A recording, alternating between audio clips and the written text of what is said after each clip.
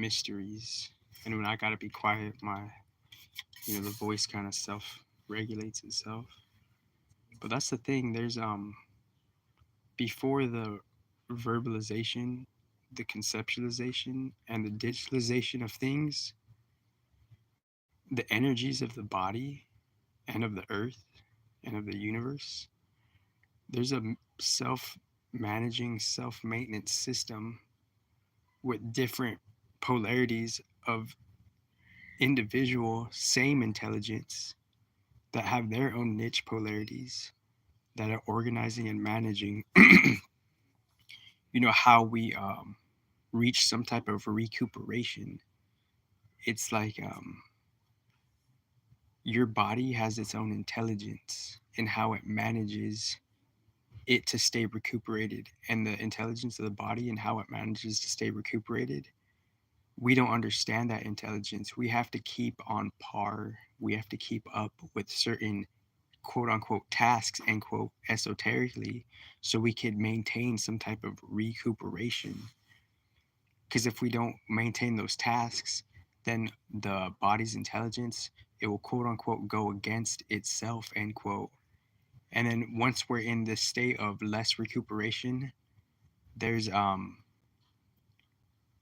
then a particular type of confusion, and then a disdain, a type of hate will come about based on we're not keeping up on our tasks within our esoteric body intelligence.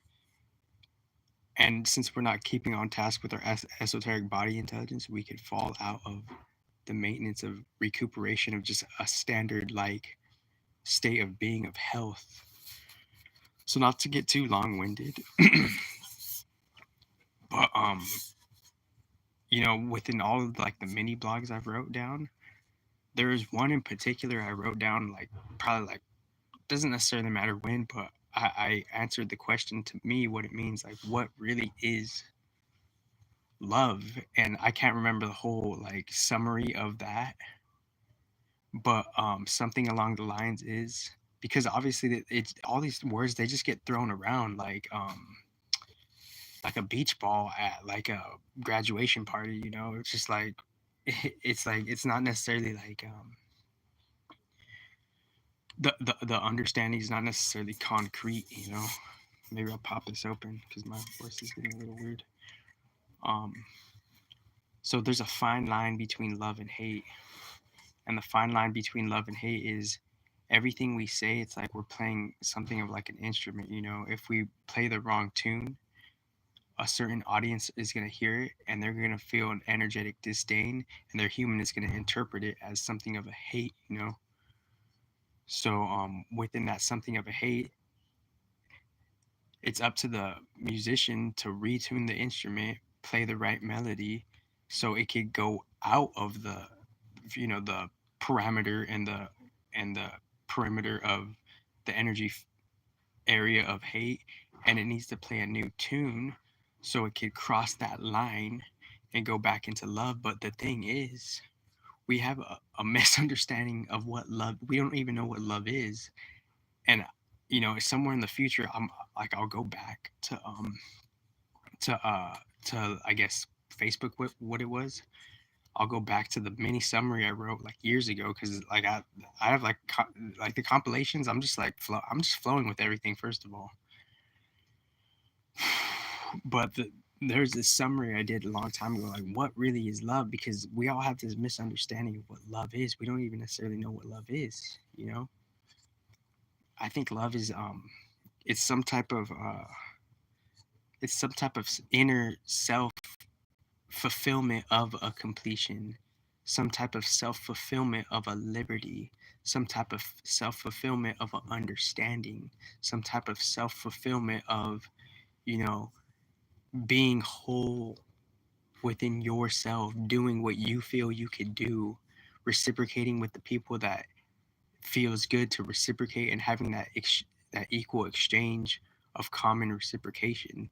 But the thing is, what is love? That's the thing. It's like I need to go back to that blog I wrote um like years ago to actually like uncover what love really is, because we have a we have like a elementary understanding of what love is. If all of this shit there's so many dualities. So if all this hate exists and suffering exists in the world, then then we don't understand what God's love is. We're just kind of interpreting that as a human. Like, so I'll come back to that concept later. I'm gonna crack this open. I'll come back to that concept later of what love is, because I just wanted to kind of run down the energies of like of kind of like Mercury and North Node and Aries. This is like being groomed for war.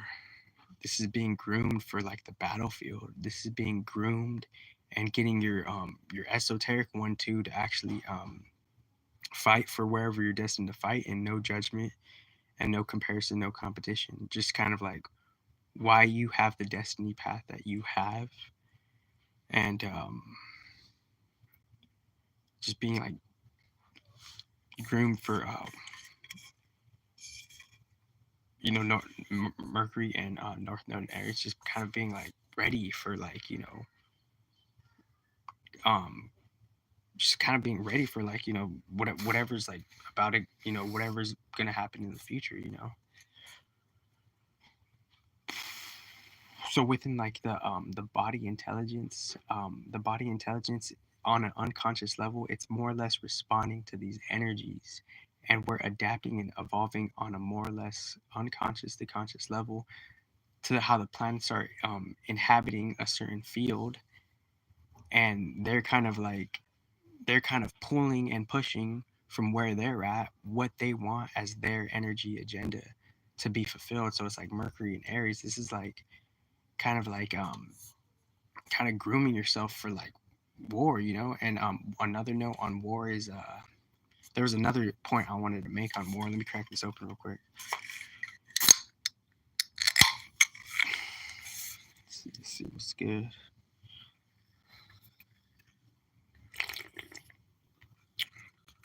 So we got sour gummy, sour.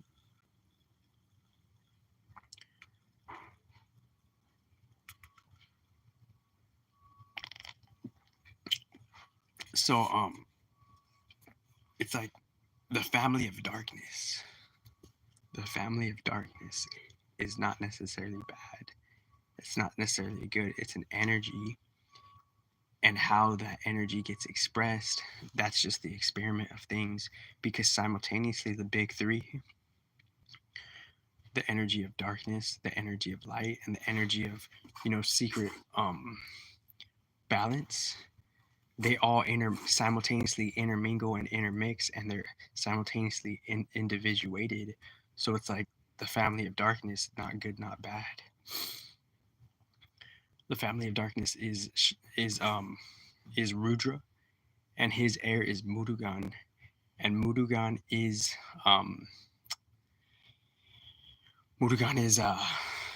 Murugan is Mars, and Murugan and Mars. It's not good and bad. It's an ancient story that has before the humans given a platform for the humans to even be a thing, because what Mars really signifies is the transit from the spiritual worlds to the physical worlds. Murugan is in the heart chakra. He's a certain significance of the heart chakra. Like Mars is a certain significance of the heart chakra, because Mars is the willpower to be individualized and to go from the family of the dream world, and then the surface level experiment of how the in between and the prior world created the surface level external reality for it to be what it is. So it's like all these planets, they have a significant they have significant different aspects of themselves. So Murugan Mars is the reason why your heart beats. I'm the first person to actually answer this. The reason your heart beats is because there's a certain energy being, the heir of Murugan, and those beings within that energy family of standard darkness, that's not good or bad. They're they're individualizing themselves in a new way from a particular field of wholeness. So we're differentiating what it really means to be quote unquote all is one, all is self, end quote, simultaneously you're an individual. And within that simultaneous individuality, there's been a track record millions of years ago, and how there's just been a standard, not good, not bad process of individuation of the quote unquote gods, end quote, that have differentiated and individualized themselves from the field of wholeness. And the field of wholeness is simultaneously whole and it's simultaneously different. And there's nuances of the difference. You know, the family of the energy of like the darkness, that's not good and bad, that's the Rudra. The energy of light, that's not good and bad, that's, you could say, that's the metaphysical Brahma. And then the energy of the secret balance, that's the family of Govinda, respectively. And not getting like, not interpreting it within the human. And within all of those energies before the names, those lineages made, they were the foundation of like the spiritual world. They were the foundation of the beginning of Brahmaloka. Brahmaloka was conducted off of the energies, the ancient energies of the pre-polarities and the post-polarities of dark, light, and balance. And within that dark, light, and balance, Brahmaloka was created. And from Brahmaloka was created, then there was a material representation of Rudra, Govinda, and Brahma. And then within that, they had their unique heirs and their spouses in different contexts.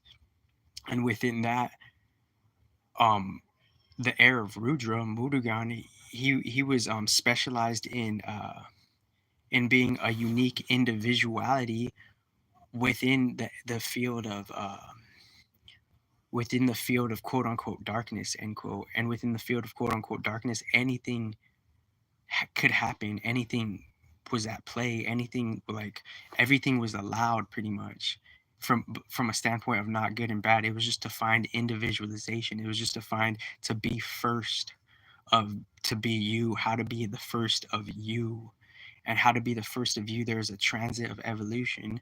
And how Murugan went from this original spiritual foundation to the surface level external world. And from that progression transit of the spirit to the in between worlds, to like, you know, whatever is being materially created, Murugan, the son of Rudra, he represented the heart chakra because he had the will to individualize himself.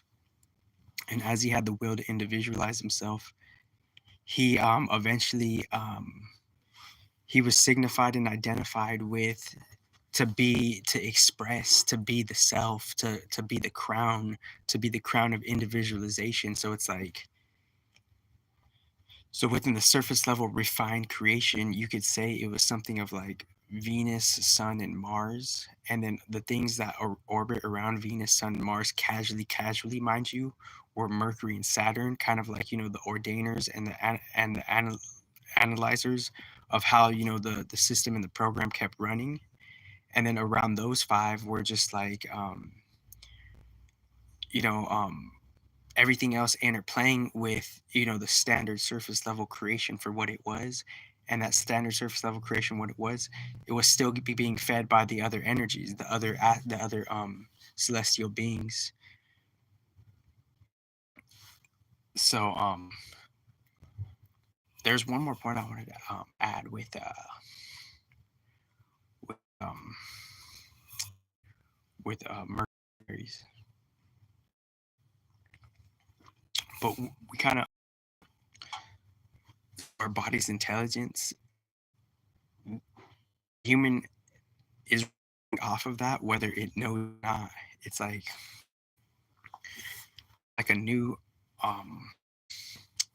what's an example?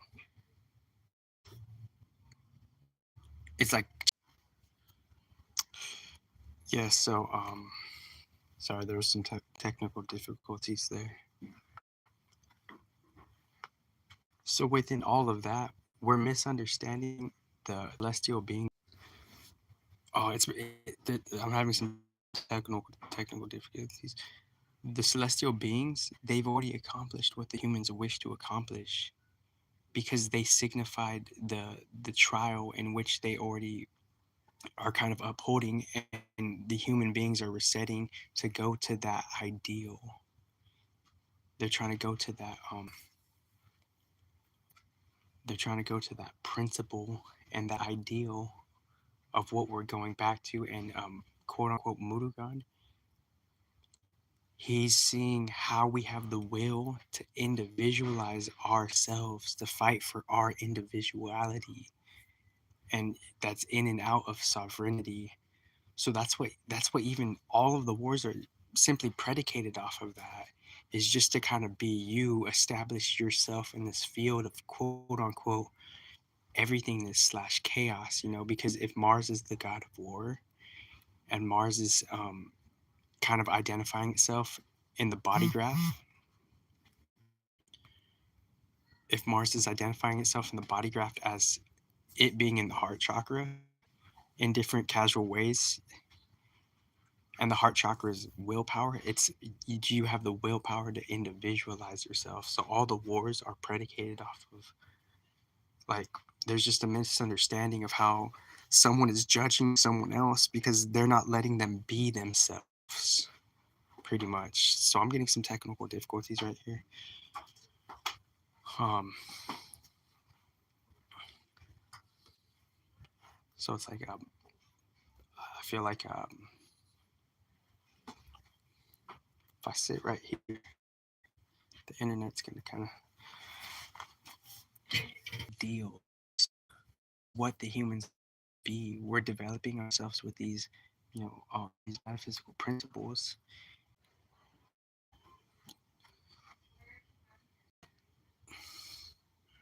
So from it's an extreme experiment because we go to extreme measures to fight for who we want to be. That's the like Mars is the extreme challenge because we're on the road to like be ourselves, and within doing whatever it takes to be yourself, that's the unique experiment. It's like Mars is giving you the energy, like you're getting the prize just to have the strive willpower to do you. That's like a low key. We have all there's like esoteric gifts. We have the drive. So you be that's a gift of Mars, and it's a little choppy. So it's like, so within the notion of go, it's not necessarily good or bad, and it's not to be judged. It just is what it is. It's just a product of the sacrifice and risk and effect and the cause and effect of what you really get for you to just work with just that energy, and hopefully that energy could be balanced with all the other energies to make a complete being, true love, completion. Because we have a misdefinition of what love is. Love is going towards pure wholeness. Like, honestly, without having the real idea of it, God is allowing all of this. Excuse me, like it's getting choppy and stuff. But so Mercury and Aries, it's like we're preparing ourselves to fight for kind of what we believe in. Like, we're having the communication to know why we're going to war. And the North Node, the invisible magnetic beacon, because they say the nodes aren't necessarily existent, but in a different, aspect, they kind of are. And like I said, in the future, the fill in the blanks will be appropriated, because obviously, like, people are like, what does that mean? What does that mean? Like, obviously, I know, like, there's just so much that needs to be kind of like, quote unquote, recycled, end quote. So it's like, so there's like new cycles are being, taking place within like what it really means to have love for God. Love for God is actually risking it all for him. In hindsight, if you think about it, risking it all because that you're going to get compensated after you die, no matter how hard the challenge is. Because no matter how hard the challenge is, somewhere in the back of your mind, you're doing it for a reason, because you have a bigger faith, you have a bigger understanding of what not necessarily the exchange will be, even though that's nice, but having the spiritual confidence and faith of that, knowing that everything is going to be like all right, so it's like Mercury is in this, like, the we're having the information, we're having the communication and the information within just the surface level game of how to be ourselves, how to be you, be the first to be you, neutralize the competition, be the first to be you. The only, oh yeah, here's the point I think I wanted to incorporate here was the only enemy that there is confusion itself. And I don't know how choppy the other shit got. But yeah, and everything I said in the beginning, there's always more information to be kind of refined within it, because that was kind of like a big download, like, the energies of, the families of darkness, the families of light, the families of balance, them simultaneously being whole in a different realm, and then simultaneously being individualized as energies in a different realm. That's not good or bad.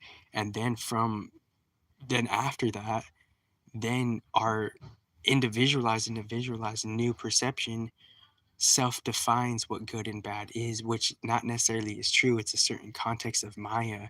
And like 3 years ago, like I had summaries where I'm like the first to explain originally uniquely what Maya is. It's just in the underground. It's all in the underground. And how Maya works, because obviously that question has been asked since time immemorial, and I haven't really heard an answer unique to my satisfaction.